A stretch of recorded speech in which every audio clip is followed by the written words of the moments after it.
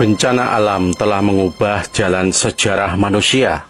Walaupun tidak semua orang sepakat tentang dampaknya, kaitan antara kejadian-kejadian alamiah itu dengan perubahan sosial ekonomi sungguh menakjubkan.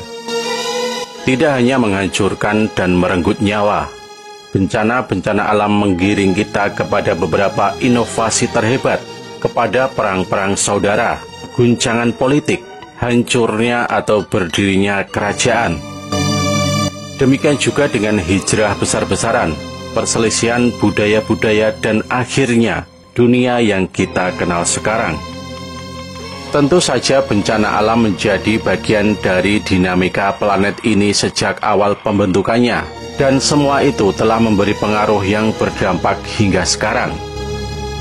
Berikut ini adalah 5 peristiwa bencana alam pada masa lalu yang berdampak dan kemudian mengubah jalan sejarah kita. Yang pertama, Maut Hitam pada tahun 1346 sampai 1353. Maut Hitam atau Black Death adalah pandemi atau wabah yang disebabkan oleh bakteri Yersinia pestis dan menyebar di Eurasia pada pertengahan abad ke-14. Wabah ini menyebabkan kematian 60% populasi Eropa dan Asia, setara dengan 75 hingga 200 juta orang.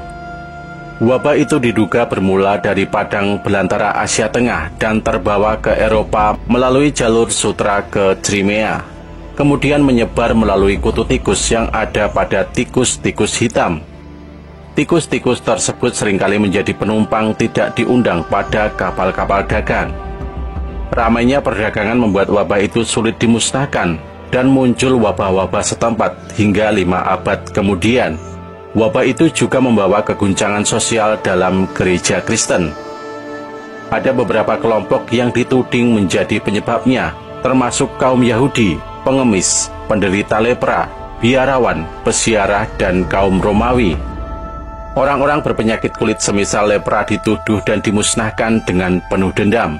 Demikian juga dengan selentingan bahwa kaum Yahudi mencari sumur-sumur di seluruh Eropa.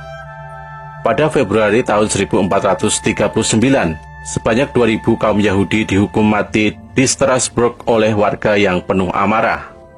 Banyak warga Yahudi di Kolons dan setidaknya 200 komunitas Yahudi lainnya dimusnahkan saat itu oleh mereka yang terjebak dalam dendam keagamaan. Yang kedua, erupsi Kuwait pada tahun 1452 sampai 1453. Kuwait adalah volcano dan kaldera bawah laut di Vanuatu yang terletak di salah satu kawasan gunung berapi paling aktif di dunia. Banyak terjadi erupsi bawah laut di sana. Kadang-kadang letusannya sampai menembus permukaan laut, sehingga meninggalkan bekas berupa pulau-pulau kecil yang perlahan tenggelam kembali ke laut. Misalnya erupsi pada tahun 1901 yang meninggalkan jejak berupa pulau sepanjang 1 km dengan lebar 15 meter yang kemudian tenggelam lagi 6 bulan kemudian. Ledakan raksasa pada tahun 1452 sampai 1453 menghancurkan pulau Kuwait dan meninggalkan 2 pulau yang lebih kecil bernama Tongoa dan Epi, terpisahkan oleh kaldera seluas 12,6 km persegi di antara keduanya. Kaldera itu sering mengalami kegiatan vulkanik. Erupsi tersebut melepaskan sekitar 39 km kubik abu dan pulau itu amblas hingga 1.100 meter di bawah permukaan laut. Letusan itu sekaligus menjadi salah satu kejadian vulkanik terbesar dalam 10.000 tahun terakhir. 6 kali lebih dahsyat daripada letusan Gunung Pinatubo di Filipina pada tahun 1991. Erupsi tersebut berkaitan dengan denyut kedua abad es kecil dan dirasakan di seluruh dunia sebagai pendingin iklim.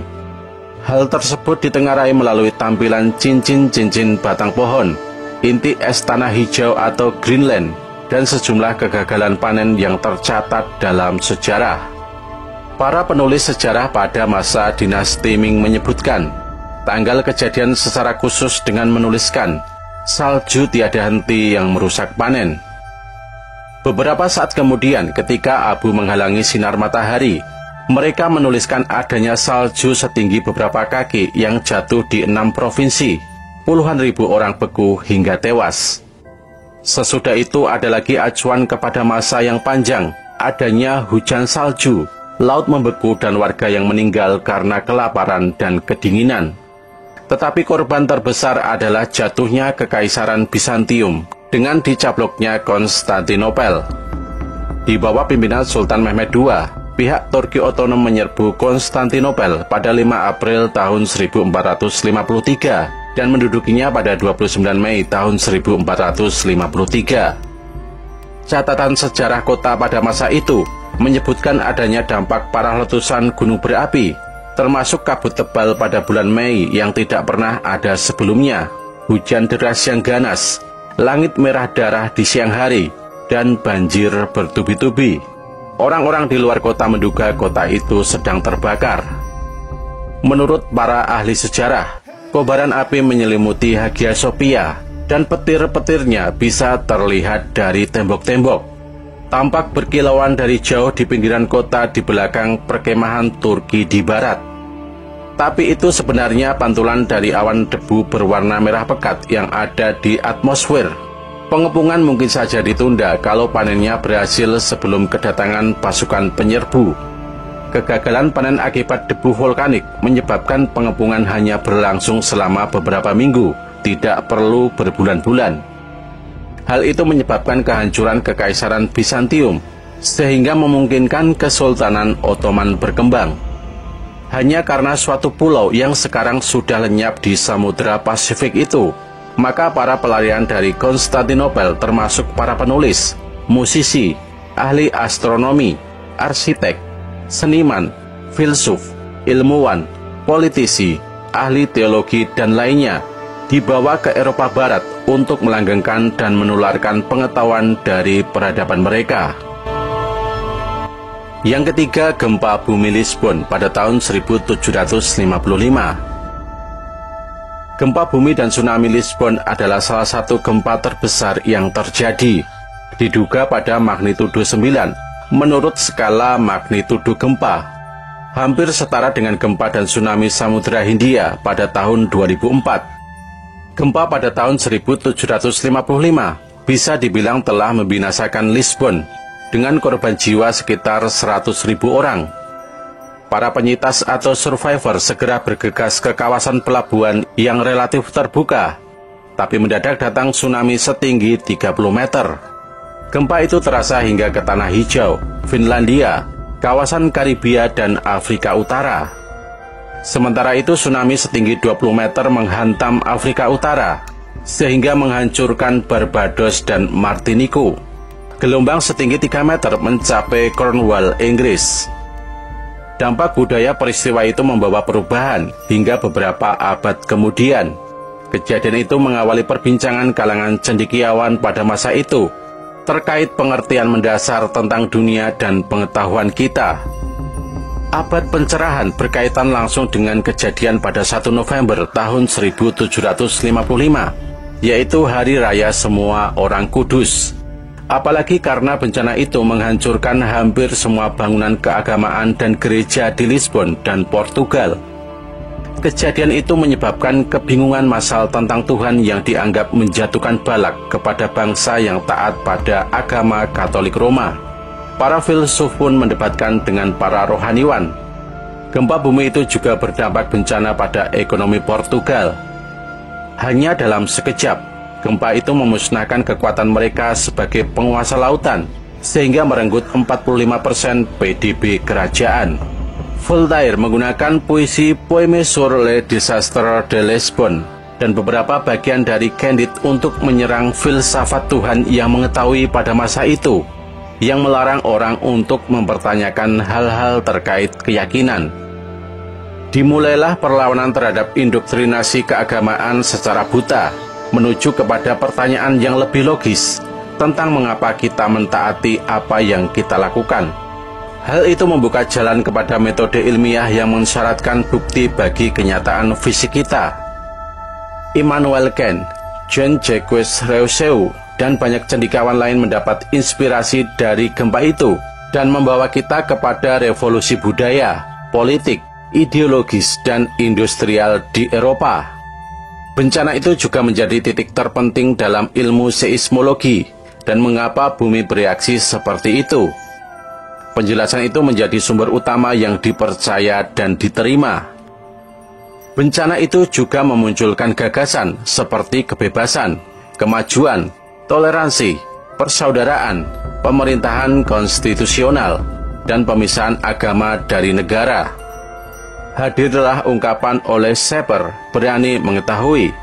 Gagasan intelektual dan filosofis berdasarkan nalar merupakan akibat langsung dan tidak langsung terhadap gempa bumi besar itu, sehingga mengguncang peradaban kita seperti halnya ia telah mengguncang Lisbon.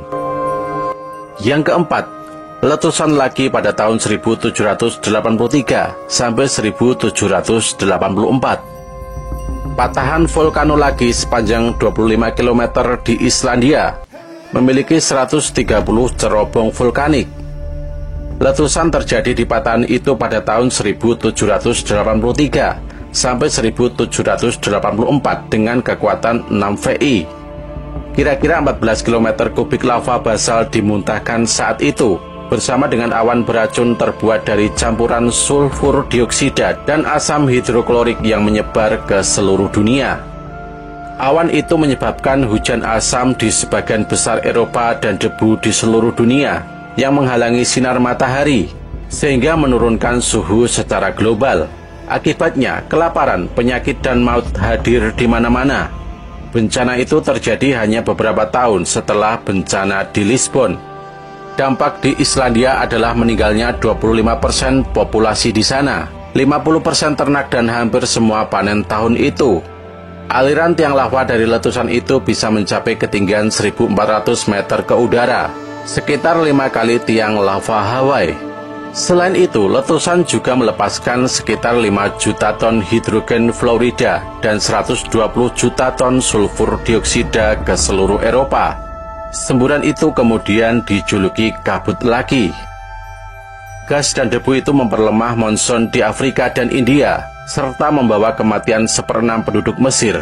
Pada masa kelaparan pada tahun 1784, panen di seluruh Eropa mengalami kegagalan. Sulfur dioksida di udara juga menyebabkan penyakit pernafasan yang membawa kematian sekitar 23.000 orang di Inggris. Kelaparan akibat letusan lagi, berbarengan dengan pajak yang tidak populer dan dampak pencerahan, menjadi pendorong terjadinya revolusi Prancis. Dan yang kelima, letusan Gunung Tambora pada tahun 1815.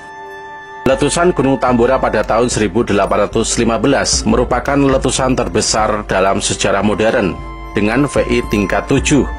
Dampak dahsyatnya terasa ke seluruh dunia, misalnya keberadaan tahun tanpa musim panas. Letusan itu juga menjadi denyut terakhir dalam zaman es kecil, ditandai dengan peningkatan vulkanisme, pengurangan kegiatan matahari, dan berkurangnya interaksi manusia dengan iklim. Ada 3 denyut penting selama masa itu. Letusan Kuwait menjadi yang kedua, hingga menambah ketidakstabilan iklim. Dari tahun 1808 hingga tahun 1815, ada beberapa letusan vulkanik dan letusan Tambora menjadi yang terkuat. Ada suatu letusan misterius berkekuatan 6 VI pada tahun 1808 hingga tahun 1809. Lalu La Soufrière di Saint Vincent pada tahun 1812. Letusan Gunung Awu Indonesia pada tahun 1812. Letusan Suwano Sejima di Jepang pada tahun 1813. Dan letusan Gunung Mayon Filipina pada tahun 1814. Dengan demikian, dekade tahun 1810-an menjadi yang terdingin selama 500 tahun terakhir. Awan abu semburan Tambora menghalangi radiasi matahari, sehingga iklim membeku dan menggagalkan panen, sebagaimana dicatat di Eropa, Amerika, dan China. Harga-harga meningkat 4 kali lipat dari tahun sebelumnya, sehingga menimbulkan kerusuhan dan kekacauan masyarakat di seluruh Eropa. Badai, banjir, dan kebekuan yang tidak normal juga melanda banyak bagian dunia. Dampaknya sangat terasa di Eropa. sehingga melahirkan banyak kebijakan dan hak kemasyarakatan sesudahnya. Beberapa tahun sesudah bencana, terjadi peningkatan luar biasa penyakit tifus dan kolera di Eropa dan India. Secara budaya, lukisan-lukisan J.M.W. Turner menggambarkan langit yang merah sebagai pemandangan luar biasa terbenamnya matahari.